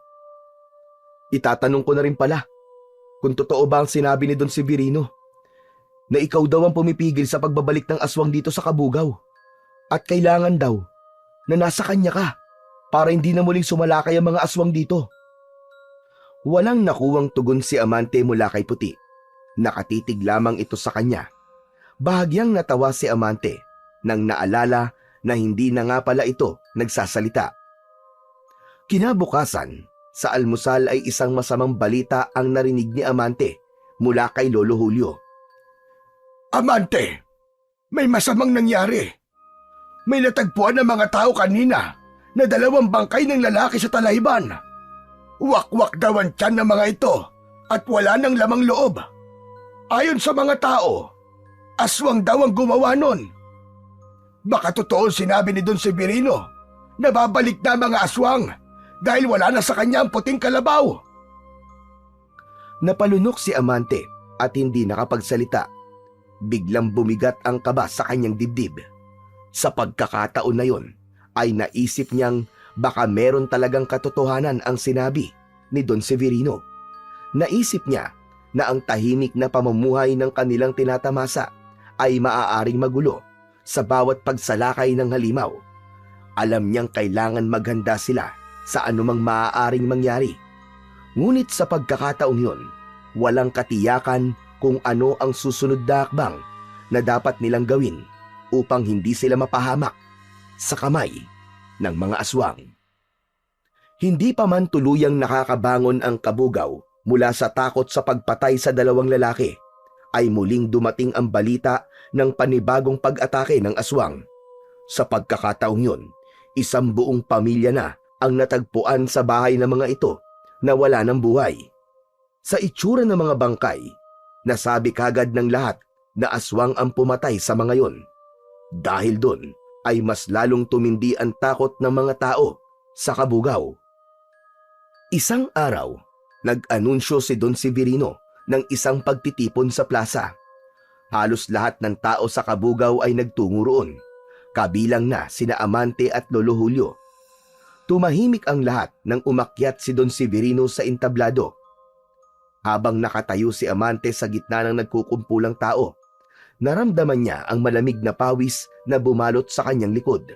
Hindi niya alam kung ano ang sasabihin ni Don Severino, ngunit dama niyang may kinalaman yun sa puting kalabaw.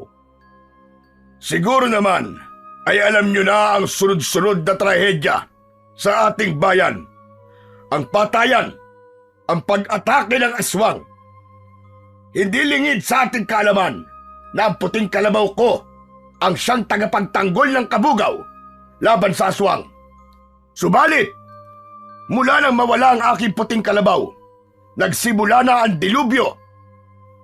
Ramdam ni Amante ang bigat ng bawat salita ni Don Severino. Parang sinasaksak ng patalim ang kanyang dibdib sa bawat salitang sinasabi nito. Uulitin ko, ang ugat ng problemang ito ay ang pagkawala ng aking puting kalabaw. Alam kong may nagnakaw nun. At hanggang hindi na ibabalik sa akin ang aking kalabaw, magpapatuloy ang pagkamatay ng mga tao dito dahil sa aswang. Nagkatinginan ang mga tao. Nagkaroon ng bulong-bulungan sa gitna ng plaza. Ang ilan ay nagtanong kung sino ba ang maaaring gumawa nun. Si Amante naman ay hindi mapakali. Halos hindi na siya makahinga. Kaya't nagdesisyon ako, mga kasama. Ang sino mang makapagbibigay ng impormasyon sa kinaroroonan ng puting kalabaw o makapagpabalik dito sa akin ay tatanggap ng 1,000,000 piso. Huminto ang mundo ni Amante nang marinig yun. Ang mga tao sa paligid niya ay nagkagulo na at halatang interesado sa inaalok na pabuya. Ang ilan ay nag-usap-usap at mas lalo pang bumigat ang pakiramdam ni Amante sa sumunod na sinabi ni Don Severino. At kung sino man ang may kagagawan ng pagnanakaw sa aking puting kalabaw, siya ang may pinakamalaking kasalanan sa mga nangyayari ngayon. Siya ang dapat sisihin sa lahat ng kamatayan na nangyayari dito sa buong Kabugaw. Nanginginig ang mga kamay ni Amante habang maigpit niyang hinahawakan ang braso ni Lolo Julio. Pakiramdam niya, siya ang pinatatamaan ni Don Severino. Hindi niya alam kung paano itatago ang takot sa kanyang muka. Tara na, Lolo. Umuwi na po tayo. Sandali lang, Amante. Baka may iba pang sasabihin si Don Severino. Wala na po tayong dapat marinig. Tara na, Lo. Hindi na hinintay ni Amante ang sagot ni Lolo Julio. Mahigpit niyang hinila ang braso ng kanyang lolo at mabilis silang umalis mula sa plaza. Habang naglalakad sila pabalik sa kanilang bahay, hindi mapigilan ni Amante ang kaba. Pakiramdam niya, sinusundan siya ng mga tingin ng mga tao na parang alam na ng mga ito na siya ang nagnakaw sa puting kalabaw. Pagdating ni na Amante at Lolo Julio sa kanilang bahay, ay pareha silang tahimik. Umupo si Lolo Julio sa bangko at napabuntong hininga. Lolo, mukhang galit na galit po si Don Severino kanina. Aba, sino ba naman ang hindi magagalit, Apo, kung nawalan ka ng alaga na mahalaga pala rito sa Kabugaw? Pero Amante, sa palagay mo ba, totoo yung sinasabi niya na ang kalabaw ang pumipigil sa aswang? Ewan ko po, Lo. Hindi ko pa rin po alam eh. Inilot ni Lolo Julio ang kanyang sintido at napakunot ang noo nito. Amante, bumili ka nga saglit ng gamot sa sakit ng ulo. Abe, biglang sumakit ang ulo ko sa lahat ng nangyari. Kumuha si Amante ng pera sa mesa at mabilis na lumabas.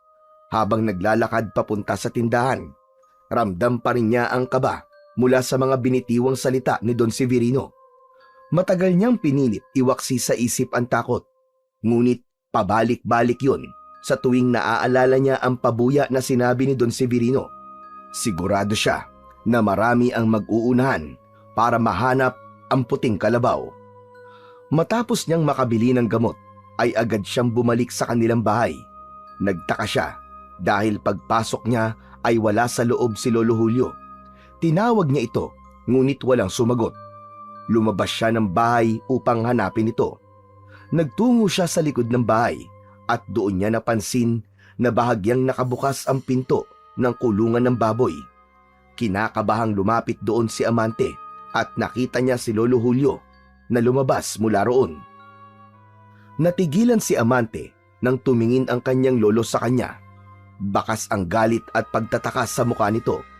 Malalaki ang mga hakbang na lumapit si Lolo Julio kay Amante. Amante! Anong ginagawa ng puting kalabaw sa kulungan ng baboy? Nanlamig ang katawan ni Amante. Hindi siya kagad nakapagsalita. Amante! Sagutin mo ako!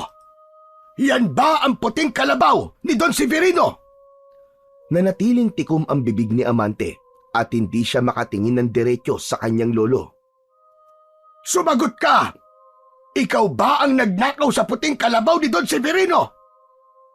Lo, magpapaliwanag po ko. Kailangan mo talaga magpaliwanag, Amante! Dahil kung totoo ang sinasabi ni Don Severino, ikaw pala ang dahilan ng lahat ng dilubyo dito sa Kabugaw! Huminga siya ng malalim bago nag-angat ng tingin sa kanyang lolo. Oo, lolo! Ako nga po ang kumuha ng puting kalabaw ni Don Severino. Puti po ang pangalan ng kalabaw na yan. Alam ko pong mali ang ginawa ko. Pero lolo, ginagamit lang po ni Don Severino ang kalabaw na si Puti para sa kasamaan at kasakiman niya. May kapangyarihan po si Puti at ang mutya mula sa sungay niya na magbigay ng swerte sa kung sino man ang magmamayari sa kanila. Yung po ang dahilan, lolo. Kung bakit po tayo nanalo sa loto. Kung totoo man ang sinasabi mo, Amante, mas lalo tayong may responsibilidad na ibalik ang kalabaw kay Don Severino. Hindi ko kayang makita na namamatay ang mga tao dito sa Kabugaw dahil lang sa swerte na natatanggap natin. Lolo, iniisip ko rin po yun. Pero sa palagay ko po, hindi totoo ang sinasabi ni Don Severino. Nagsisinungaling po siya. Ginagamit niya lang po ang takot ng mga tao para maibalik po si Puti sa kanya. Kung babalik po si Puti sa kanya, mas lalo lang siyang yayaman. Mas lalo lang po siya magkakaroon ng kapangyarihan na abusuhin ang mga tao. Lalo na po ang mga trabahador niya sa asyenda. Hindi po ako papayag na mangyari yun uli. Hindi agad sumagot si Lolo Julio. Nakatingin ito kay Amante, pero hindi niya nabasa kung ano ang iniisip nito. Lo, nakikiusap po ako sa inyo. Huwag niyo pong ibalik si Puti kay Don Severino. Gagawa po ako ng paraan para mahinto ang pagsalakay ng mga aswang sa lugar natin. Pangako po, Lo. Hindi ko po kayo bibiguin. Nanatili pa ring tahimik si Lolo Julio. Pero ang malamlam nitong tingin ay nagbigay kay Amante ng pakiramdam na malaki ang pagkadismaya nito sa kanya. Hindi na nagsalita ulit si Lolo Julio at tumalikod ito at pumasok na sa kanilang bahay. Pinuntahan ni Amante si Puti sa kulungan nito at naluluha niyang hinaplos ang ibabaw ng ulo ng puting kalabaw. Puti, sabihin mo nga ako, tama ba ang ginagawa ko? Kaya ko bang iligtas ang lahat? Tahimik lang si Puti, pero sa pakiramdam ni Amante ay sinasabi ni Puti na tama lang na huwag niya itong ibalik kay Don Severino. Sa kabila ng mabigat na sitwasyon, hinanda ni Amante ang sarili sa darating na mga araw. Alam niyang mahirap ang magiging laban, pero kailangan niyang panindigan ang kanyang mga desisyon. Simula nang malaman ni Lolo Julio ang ginawa ni Amante, naging malamig ang pakikitungo nito sa kanya. Hindi na ito madalas makipag-usap at kung magkausap man sila ay palaging maikli at puno ng bigat ang bawat sagot ng matanda. Ramdam ni Amante ang lungkot at pagkadismaya ng kanyang lolo. Ngunit tinanggap niya yon ng buong puso.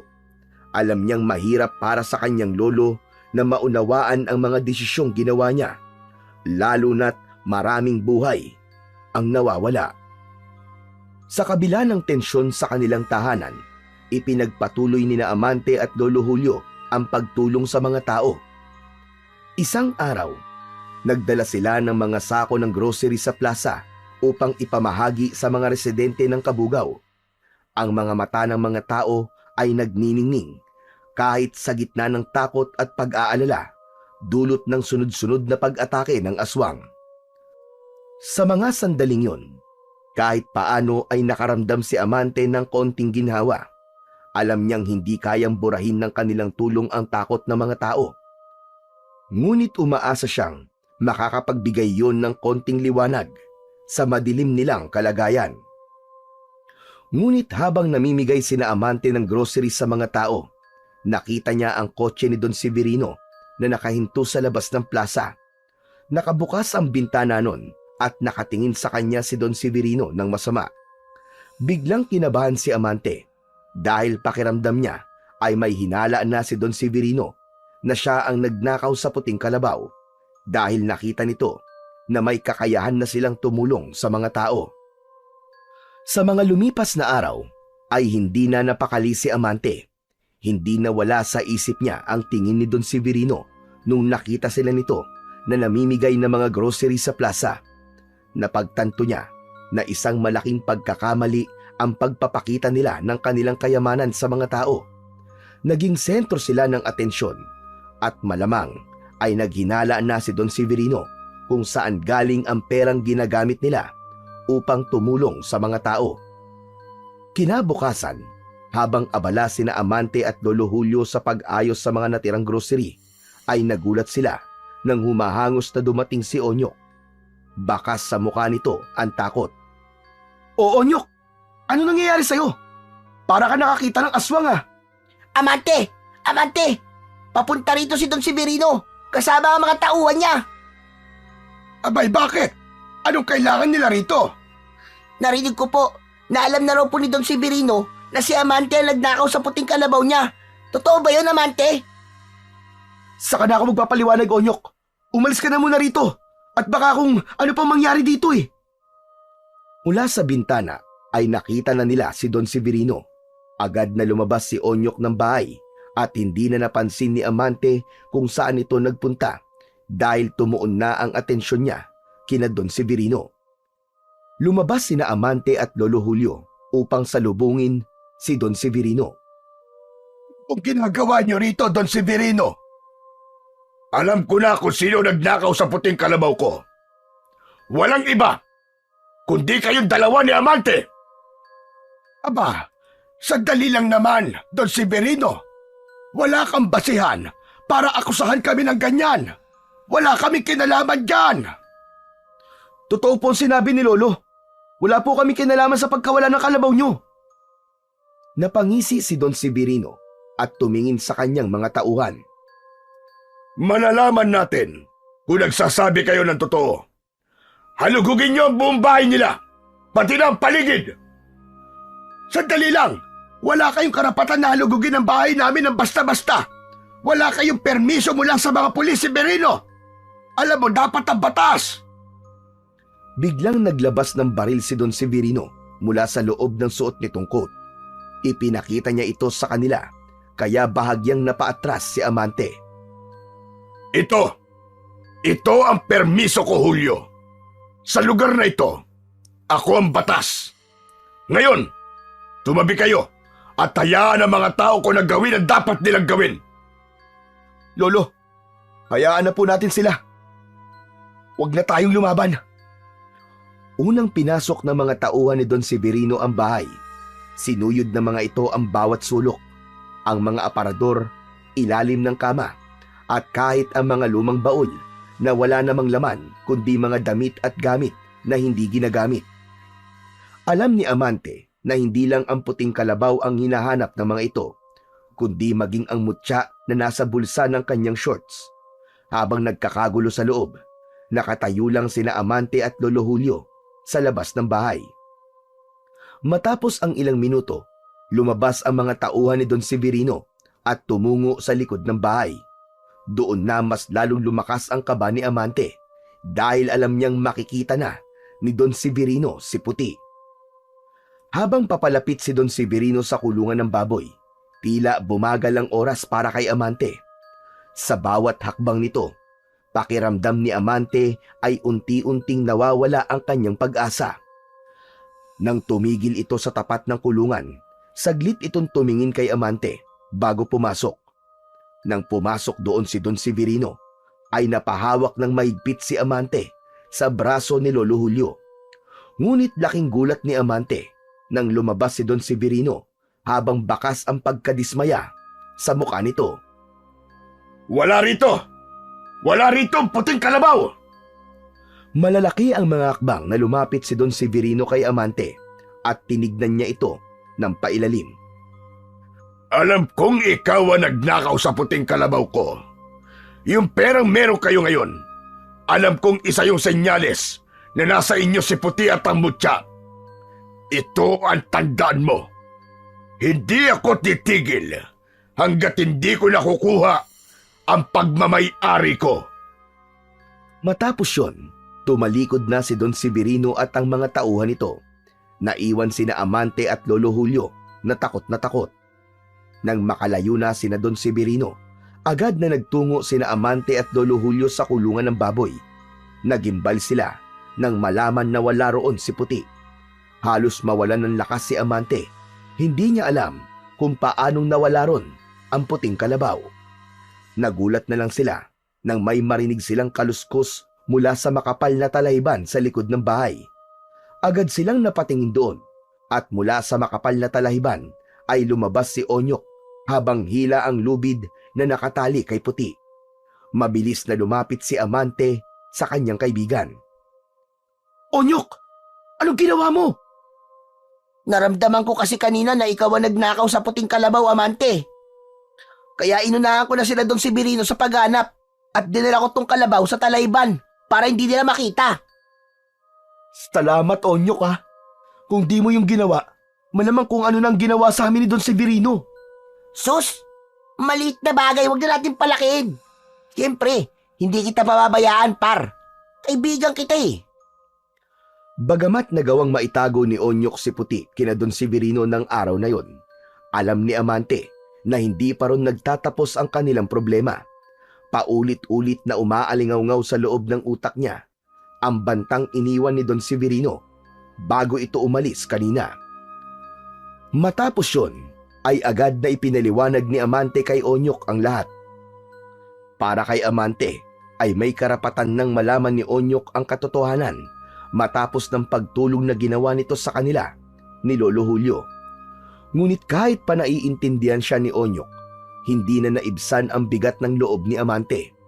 Sa bawat araw na lumipas, pakiramdam niya ay may anino ng panganib na nakasunod sa kanila. Alam niyang hindi titigil si Don Severino hanggat hindi nito nakukuha muli si Puti. Pakiramdam niya, anumang oras ay babalik sa bahay nila si Don Severino at may gagawin itong hindi maganda sa kanila ng kanyang lolo. Isang tahimik na gabi, mahimbing na natutulog sina Amante at Lolo Julio. Ngunit biglang nagising si Amante at may naramdaman siyang kung anong bigat sa kanyang dibdib.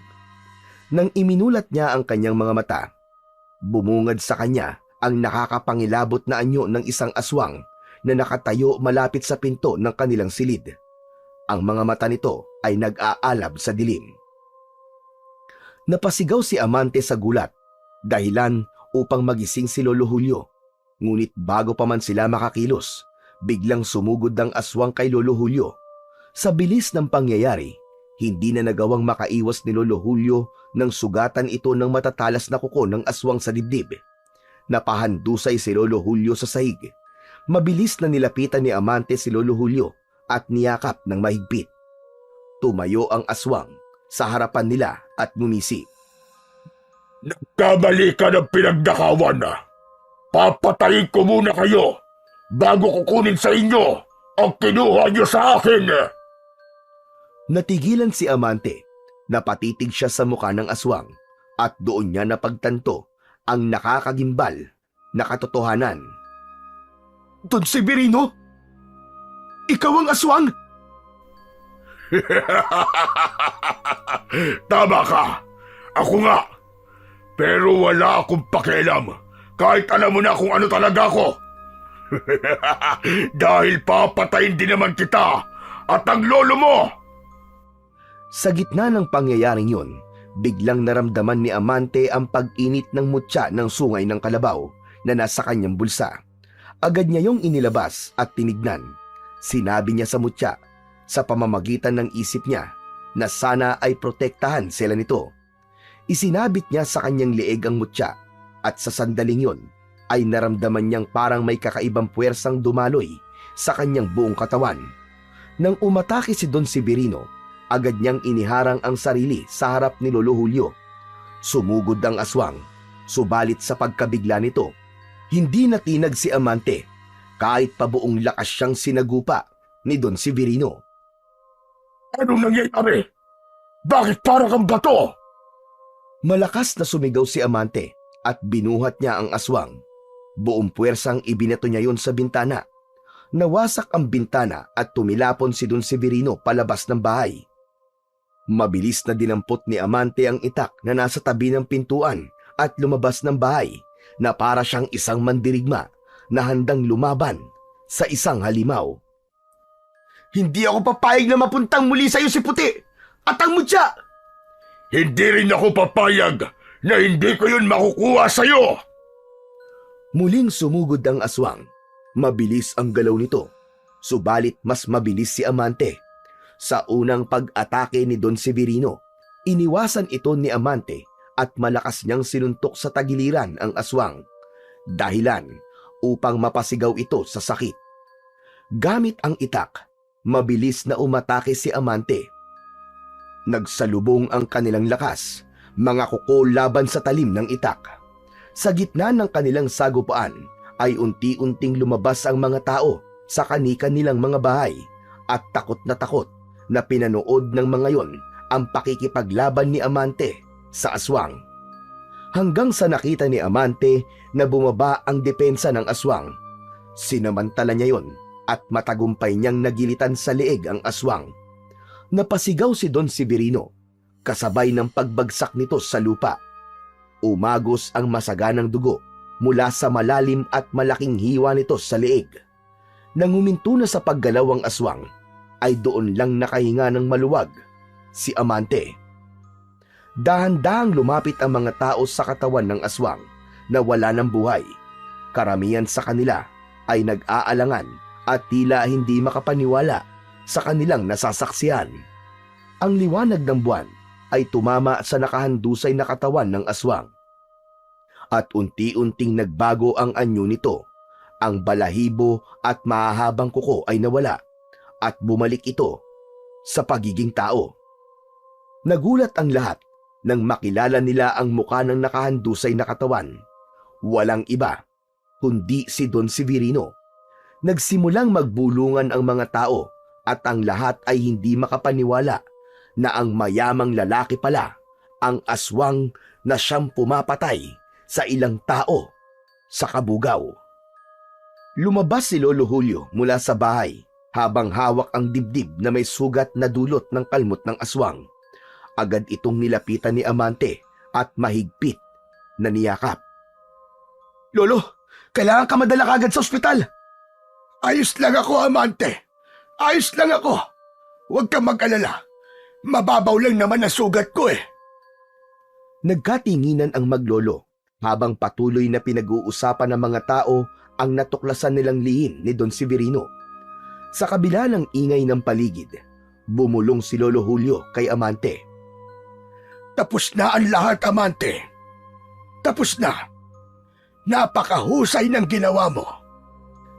Hindi ko po alam kung paano ko po nagawa yun, Lolo. Bigla na lang po ako nagkaroon ng lakas at tapang kanina. Matapos magsalita, ay napansin ni Amante ang mutya ng sungay ng kalabaw na nakasabit pa rin sa kanyang leeg. Kinuha niya yon at tinignan ng mabuti.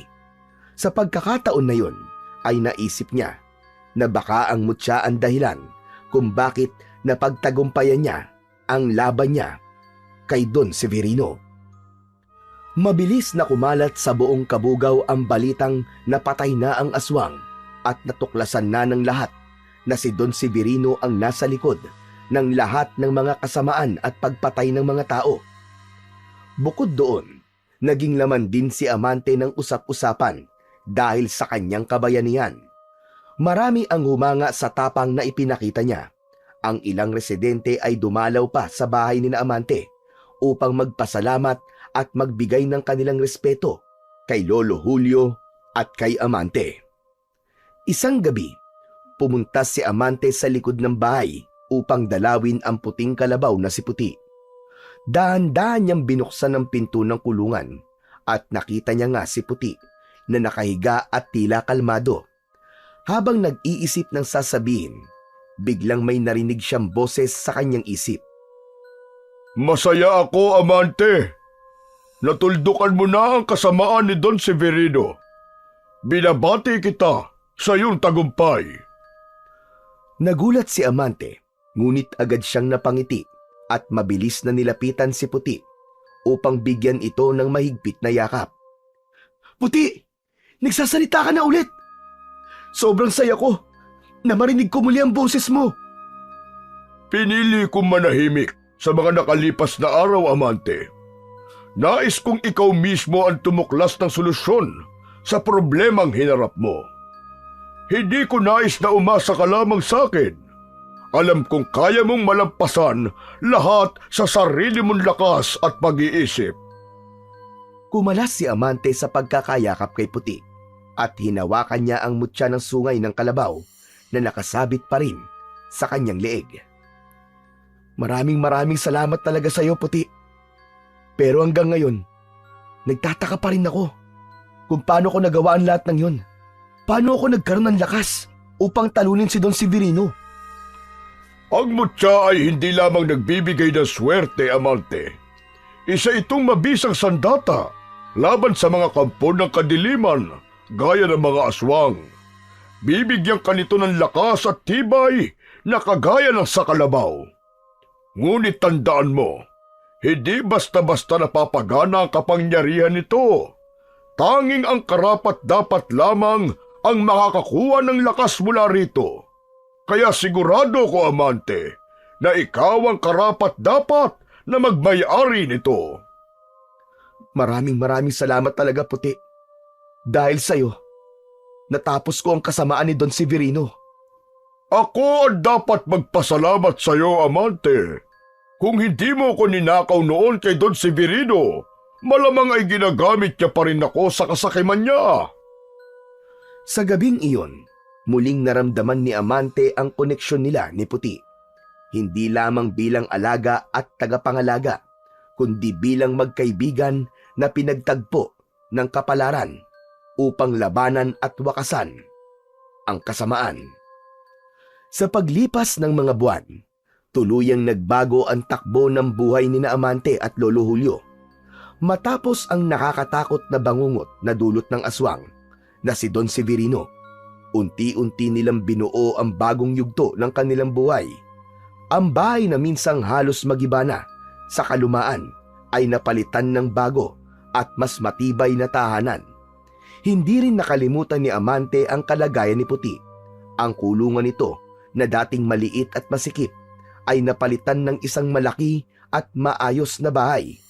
Para kay Amante, si Puti ay hindi lamang alaga, kundi isang kaibigan at gabay na naging bahagi na ng kanilang buhay at tagumpay. Hindi rin nagkulang sina Amante at Lolo Julio sa pagbabahagi ng kanilang tagumpay sa iba. Bumili sila ng malawak na lupain sa Kabugao at ginawa itong taniman ng gulay at palaisdaan. Karamihan ng kinuha nilang trabahador ay mga kababayan din nila upang mas matulungan nila ang mga ito ng mas mahabang panahon sa pamamagitan ng pagbibigay ng trabaho. Naging katuwang nila si Onyok sa pamamahala ng taniman at palaisdaan. Binigyan din nila si Onyok ng pera at pinagpatayo ng bahay at isang maliit na tindahan para sa kanyang nanay. Doon napatunayan nila Amante at Onyok na sa kabila ng pagiging magnanakaw nila noon, napatunayan nila na kaya pa rin nilang magbago at maging kapaki-pakinabang.